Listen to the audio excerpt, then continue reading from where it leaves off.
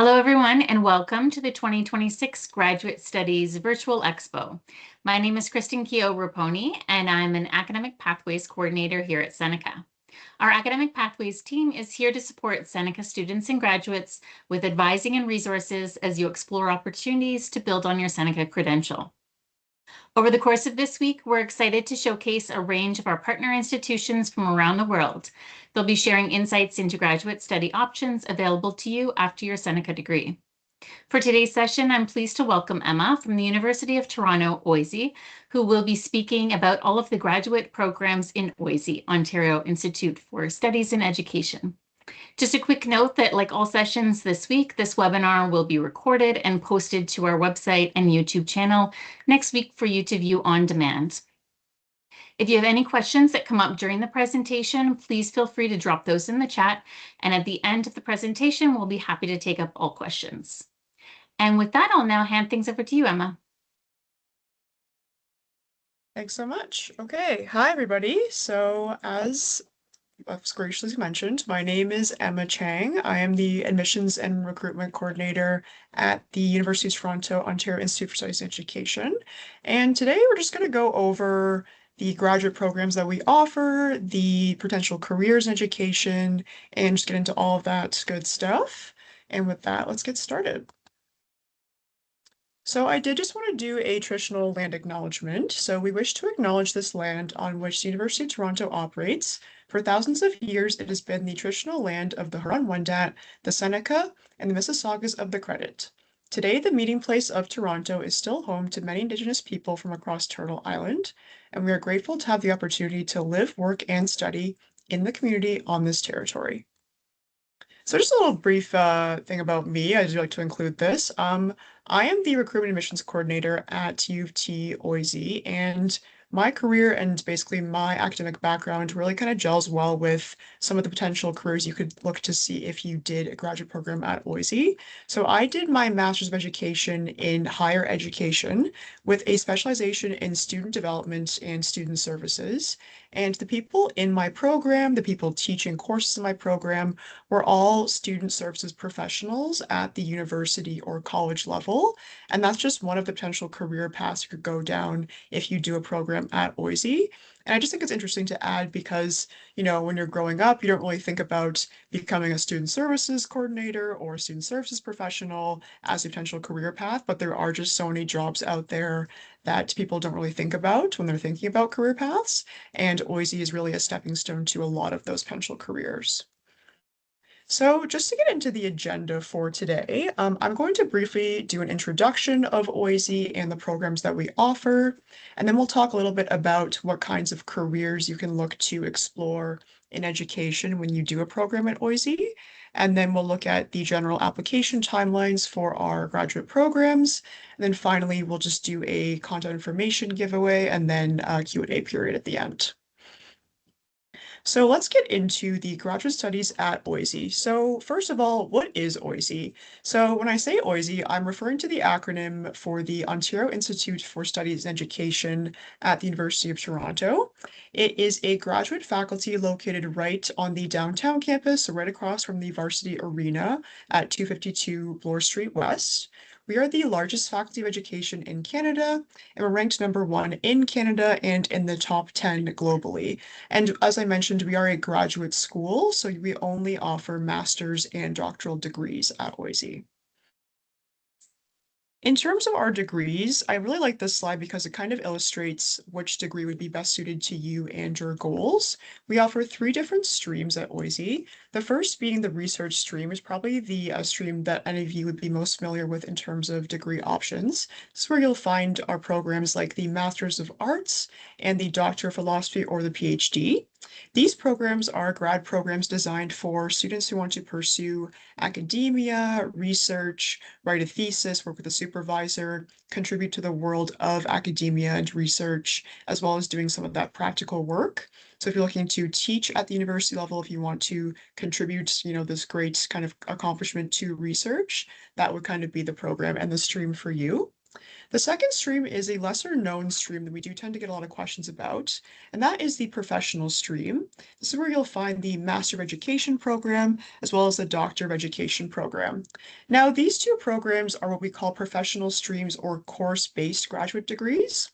And they're designed for professionals who want to maybe step up in their career, change careers, or maybe just get a bit more education, a bit more information in their field. But they might not necessarily want to pursue intense research, academia, write a thesis, things like that. So we call them course-based masters. The programs only include that coursework. There's a lot of application-based things in the programs. And then at the end, you graduate still with that master's or doctorate, but it's not a Master of Arts or a PhD, it's a Master of Education or a Doctor of Education. And the final stream is probably our most popular stream. That's where the teacher education streams comes in. This is where you'll find the Master of Teaching program and the Master of Arts in Child Study Education. Completion of any of these two programs will lead you to qualification to become a certified teacher with the OCT, or the Ontario College of Teachers. The Masters of Arts is only for K to grade 6, and the Master of Teaching, we have 3 different streams. You can pursue primary junior, junior intermediate, or intermediate senior, depending on what grades you want to teach. So in terms of our specific programs in each stream, we have 4 graduate departments at OISE, and we offer 12 programs total. So I'm just going to go kind of in a clockwise order here, just to go over all of the programs that we offer in detail. So the first program and the first department that we have is the Applied Psychology and Human Development program or department. These departments deal heavily with counseling and clinical psychology, the study of developmental education, child study education. So here's where you'll find our child study education Masters of Arts. We also offer the very popular counseling and clinical psychology Masters of Arts and PhD. Completion of the MA and the PhD will lead you to become a certified psychologist, able to work with patients, open your own practice, things of that nature. We also offer the Counseling Psychology MEd. Completion of the MEd would lead you to become a registered psychotherapist, and you also can pursue the Doctor of Education for that kind of further step in that education process. Then we offer the Developmental Psychology and Education program as the MEd or the Masters of Arts, as well as the PhD. This program is really great for anyone who wants to do kind of an exploratory overview of psychology and how it relates to children and education. And it really gets into the different streams of psychology you can pursue, so you can kind of look at what works best for you. Then finally, we offer the School and Clinical Child Psychology program. Completion of the MA and PhD in this program will also lead you to become a registered psychologist with an emphasis in child and family psychology and child and family counseling. So a lot of these graduates will go on to work in schools, in therapy offices, counseling children and their families. So going to the top right corner here in the Curriculum Teaching and Learning department, we offer the Curriculum Pedagogy program. This program is great for anyone who wants to maybe design curriculums, design lessons for students. I have a colleague who used to work in designing training manuals for firefighters. That's a really cool thing. And in this program, you'll learn basically how people learn. So how science is taught to students, how math is taught to students, how history is taught to students, and how we can improve that as practitioners. We also offer the Language and Literacies Education program, and actually new this year in the MEd, there is a stream that can lead you to get a TESOL certification, so teaching English as a second language. But in general, these programs do focus on that kind of realm, so how language is taught to students and how we can better help international students who maybe want to come here and learn English. How do we kind of best support them to do that? And then finally, as I mentioned, our very popular Master of Teaching program. This program actually replaced the Bachelor of Education program that we had up until 2015. This program is basically equivalent to a Bachelor of Education. It's 2 years long, and completion of this program leads you to getting a master's, as well as being able to teach in Ontario through the OCT. So going to the bottom left corner here, we have the Leadership Higher in Adult Education faculty, or not faculty, department. This program or this faculty offers three different programs. First is the Educational Leadership and Policy program. This program deals with students in K-12 education and how we can affect change in the classroom and outside of the classroom for these students. So you'll deal with things like kind of inequalities in the classroom, how we can affect policy to change the classroom, things of that nature. We also offer the higher education program as the two master's streams, as well as the PhD. Higher education is the program that I was in, so this is dealing with leadership in colleges, in universities. It deals with things like recurring issues in post-secondary education, leadership in higher education, how to provide better student services, all of that good stuff. And we also have the Adult Education and Community Development Program. This looks at adult and mature education outside of the classroom, so outside of any formalized institution. We look at things like community centers, alternative adult ed centers, how we can support adults through that transition. It's a very community-based program, so you're going to learn about a lot of different communities and how we can bring education and improve education in those communities. And finally, we have the Social Justice Education Program. The Master Education in particular offers a lot of different streams. You can see them here. Everything from disability and critical studies to Indigenous studies to race and racial formation. You can focus on any of these streams throughout your Master Education degree. And we also offer this program in the Masters of Arts, the PhD, and the Doctor of Education. Again, there are different concentrations you can focus on when it comes to social justice education. So those are all of the programs we offer at OISE. And that's just kind of the kind of condensed thing for that. And this slide also just focuses on the MEd program. So we do get a lot of questions about the Master of Education, which programs are particularly for the people who want to maybe go into a master's right from an undergraduate, but they don't want to pursue research. These are the programs that would offer that. So let's move on into exploring a career in education. So as you probably can see, a lot of these programs are maybe a less conventional pathway, or they might not be something you might have thought of taking on when you're in your undergraduate. So a lot of people will ask us, what career can I, get after I finish one of your programs? What are the options? So a lot of our students will often work in a lot of different sectors. So as I mentioned, I have that colleague who worked making training manuals for firefighters. I'm an example of someone who gets a job after going to OISE, so a lot of student service professionals. But beyond that, a lot of administration. I have colleagues who have worked in advertising and marketing, one for CBC, that's another option. A lot of them will go on to do kind of HR or people-facing roles in banking and finance, a lot of community development. So as you saw in our programs, there's a huge emphasis on developing your community, bringing education into community. So things like facilitating workshops, giving education to those who may not have it. That's a really big sector in OISE for sure. You can work in things like entertainment. We have people who work in the government for nonprofit organizations. There's just a lot of options when it comes to getting that graduate degree in education. There's also a lot of diverse roles. So the most conventional roles are probably going to be psychologist, psychotherapist, teacher. Those are kind of the most conventional roles, and those are our most popular programs for sure. We have students who do the curriculum pedagogy program and go on to be principals or professors. You can even become, a scientist. You can become, community developer. A lot of our people will go on to become authors or writers as well. So yeah, a lot of really great options there. And, when you get that graduate education, you're kind of building that foundation to hopefully kind of catapult you into a really cool career in education, wherever that might be.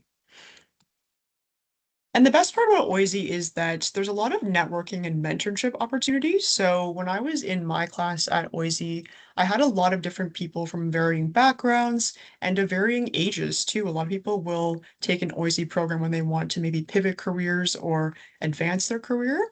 So I made a lot of really great friends and I have a lot of really great mentors from my time at OISE. And the best part is you guys probably end up working in the same sector.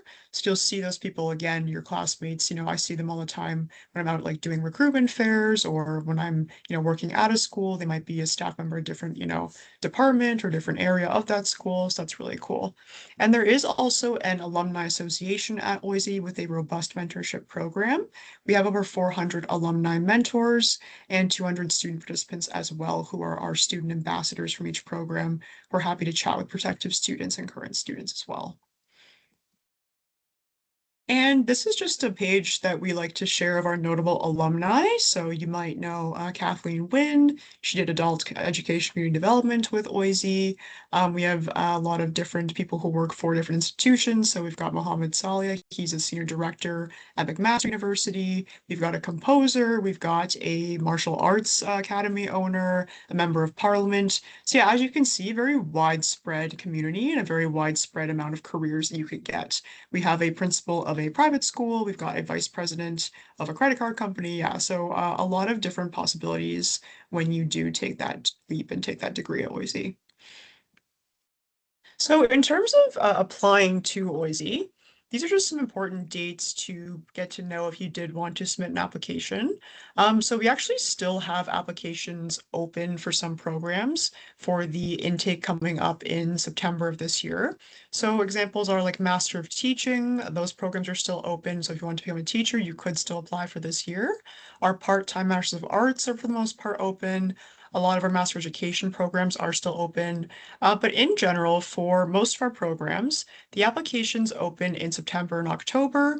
And then for our really popular programs, stuff like our full-time Masters of Arts or PhD programs, our counseling psych programs, they usually will have a pretty early deadline, usually at the end of November.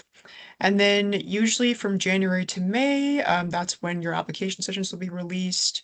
We do a lot of winter recruitment events. We just finished an MEd open house and we'll have another open house likely sometime in the summer. And then OSEP applications will also open in May. So with this program, you are OSEP eligible, so you could apply for that. And then, yeah, in the summer, we do our welcome events. That's when you'd register for courses. And then in September, that's when orientation would officially start. Okay, so that kind of wraps it up for the content part of my presentation. So yeah, if you do have any questions about, being a student at OISE, if you wanted to know kind of which program is best for you, feel free to connect with our recruitment teams. That email is there. That's come to oise@utoronto.ca. And then after you are an applicant, so after you submit an application, you're then welcome to email our admissions team at admissions.oise@utoronto.ca.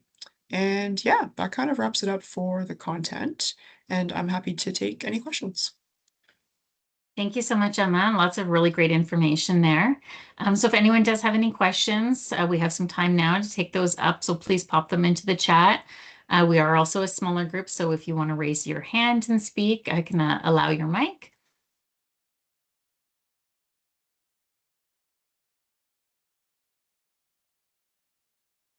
And Emma, forgive me if I missed this, but are the courses offered through part-time or online?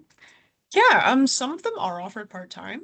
It depends on the program as well. So for things like a Master of Teaching, that unfortunately is only full-time. Counseling Psych is full-time, but the majority of our programs do offer a part-time option.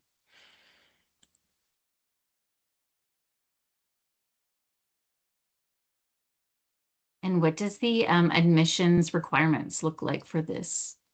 Yeah, absolutely. So again, depending on the program, in general, you would need to have a bachelor's degree, and then we assess you for admission based on your last full year of credits. And usually, for most programs, a mid B to a high B is required. And then there are documents you have to submit, such as two reference letters, a resume, and then there are questions in the application you'd have to submit as well, just telling us a bit about you, why you want to do the program, things like that. Thank you. Yeah. There is a question about how about the MED? Is it full-time, in person, or hybrid? Yeah, I know I keep saying this is dependent on the program. Yeah, so we offer a lot of master education programs. Some of them can for sure be done hybrid. or online, but it depends on the program. For the most part, our programs are designed for in-person delivery, but we do have a few programs that are offered hybrid. Thank you. Looks like we have a few people typing, so we'll just wait for those questions Yeah. to come through. I know a lot of you had joined a little bit later, so we did mention at the beginning that we have recorded this session and we will be posting it to our website and YouTube channel by next week, so you can view on demand if you missed anything. And another question, are there accessibility supports like reduced course loads? Yeah, absolutely. So once you receive an offer, you're welcome to connect with our student success counselor. Her name is Jean Ann Robertson, and she can kind of create an accessibility pathway for you. In addition to this, most of our programs do offer part-time course loads. That's a one course per semester. For full-time, they usually take 3 courses per semester, but you're welcome to reduce that to 2 if that's better for you. I saw one in the Q&A. What is the pathway to become a clinical psychologist? Yeah, so basically for our program, the counseling clinical psychology Masters of Arts plus the PhD, that's what you would need to do to become a licensed clinical psychologist. If you want to become a psychotherapist, you would go through the master education route. Um, and then I know people often do ask as well, for a psychiatrist, that would have to involve you doing an actual MD degree and then specializing in psychiatry. It's a little bit complicated, but Another question here for working professionals who are looking to pivot their career by studying it in OISE. What are the admission requirements like? I'm studying part-time in Seneca right now.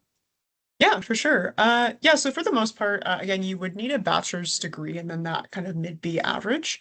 We do also have a kind of non-standard admissions pathway. Essentially, if you submit your documents and we see that you maybe don't have the traditional bachelor's degree or maybe you're below the admission requirements, we will kind of forward your application to non-standard admissions. So if you have a lot of work experience, you have good reference letters, you have a good resume, a good reason for taking the program, we could admit you for a non-standard admission. So we still do encourage you to apply because we do a holistic overview of all applicants.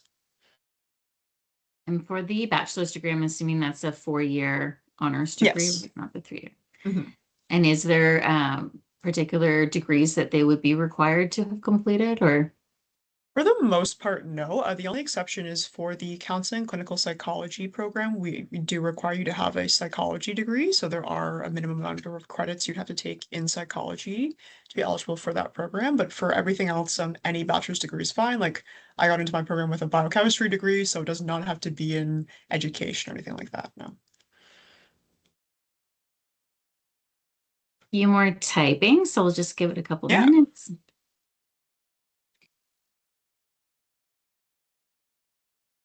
Could you explain a bit about the coursework load time needed to be successful, etc.? Yeah, for sure. So in general, full-time students at OISE take 3 courses per semester. And each course and each professor, usually they meet with the students 2 to 3 times a week for around an hour each time. But that is really dependent on the professor too. So for example, for some of my classes, the professor used that lecture time as just like a Q&A or like an office hour, but some of them will actually go through a formal like PowerPoint lecture, all that content kind of thing. So in an estimation would be like 2 to 3 hours in class per course. And then for full time, you're looking at 3 courses. For part time, you're looking at 1 course per semester. So yeah, that's just kind of a bit of an idea.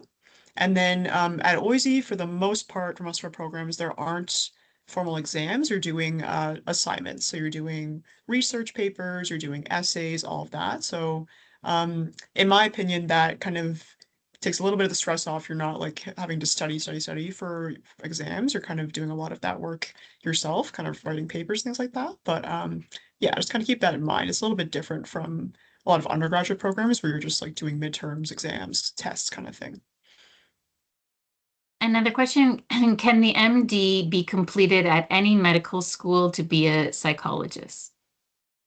Yeah, so we just to clarify, so psychologist is quite different from psychiatrist. So you do need an MD to become a psychiatrist, but at OISE we offer a pathway to become a psychologist. So we don't offer a psychiatry pathway. So if you were to do an MD program, you would have to kind of look elsewhere to get the kind of psychiatry specialization you're looking for. If you want to become a psychologist, we definitely offer that program through the Counseling Clinical Psychology Masters of Arts and PhD. And what's the cost of getting an MS in clinical psychology part-time and full-time? Yeah, so again, just to clarify, so we offer a Masters of Arts. So for the, let me just look up the tuition number really quick. This is also all on our website too. So we have all the tuition numbers per year. So for usually a tuition fee for an annual full-time, it would be a total of around 10,000 per year, give or take. If you're doing part-time, it would be around 3,500 per year. And most of the master's programs are 2 years full time. Yeah, and I'll Thank put you. the sorry, put the tuition link in the chat as well. And another question, I live close to the Scarborough campus. Are there specific graduate programs running out of the campus, or is it more hybrid or online options available? Yeah, so we unfortunately don't have any programs that run out of that campus. Now, the UT Scarborough does offer another counseling psychology program at the graduate level that's similar to ours, but you would have to contact them for any questions about that admissions because they're two very separate programs and with two very separate admissions procedures. Now, some of our programs are hybrid. But for the most part, our programs are designed for in-person delivery, but there are a few programs that are hybrid or completely online for sure. And does one need to complete a PhD in order to become a clinical psychologist? Yes, so yeah, to become a psychologist, you would need to complete a PhD.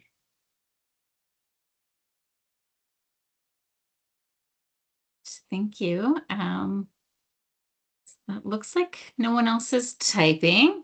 So thank you everyone for joining us today. I know some of you had just joined even while we're doing the Q&A.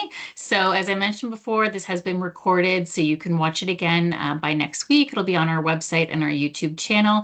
And thank you so much, Emma, for coming and sharing all of that really great information.